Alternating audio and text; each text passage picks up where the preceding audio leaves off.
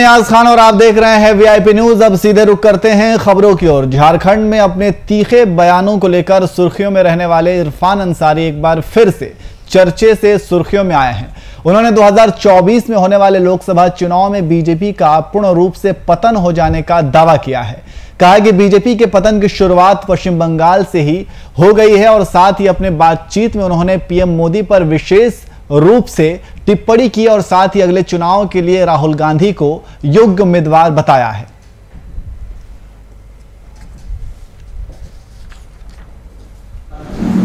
समाप्त हो गई है और बंगाल से ही इसकी शुरुआत हो गई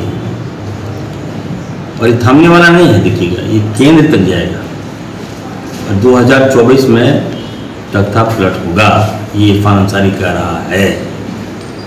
आपने देखा होगा, घमंड, ओवर रिएक्ट जनता बर्दाश्त नहीं करती। जनता को लगा था कि इन्हें चाय बेचने वाला प्रधानमंत्री बना है।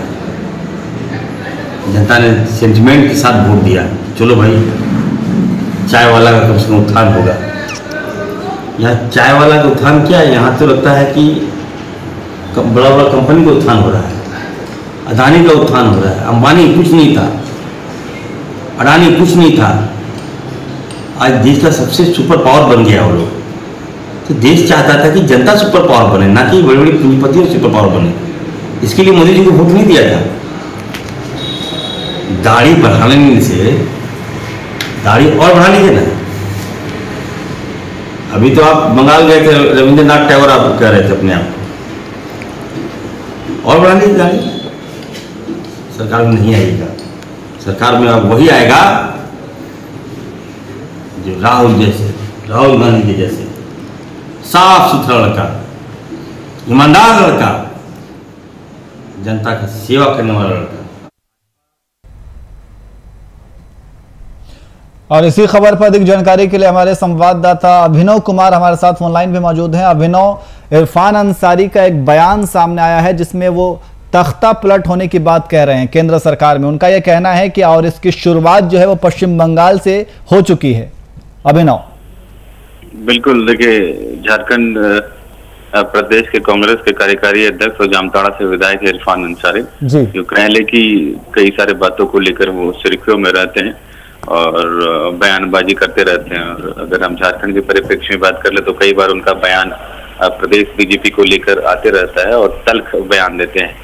अब जो उन्होंने बयान दिया है और बयान जारी करते हुए पीएम नरेंद्र मोदी हैं देश के, उनके लिए उन्होंने बोला कि दाढ़ी बढ़ाने से कुछ नहीं होता।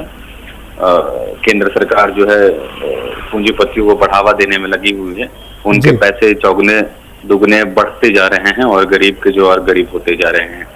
तो उन्होंने कहा है कि 2024 का जो समय होगा, जब चुनाव होगा, तो उस समय जो तख्ता है वो पलटी होगा और राहुल गांधी उस समय नेता होंगे।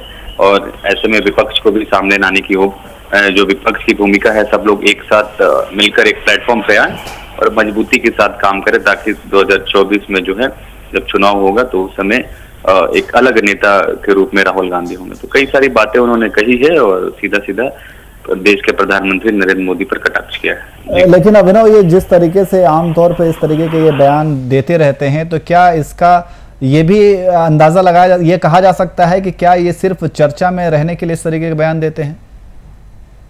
देखिए, कोई भी नेता हो, कोई भी मंत्री हो, राजनीति है तो राजनीति में लाजमी सी बात है कि बयानबाजी का सिलसिला चालू होता है, चाहे वो सत्ता पक्ष के नेता हो या विपक्ष के नेता हो।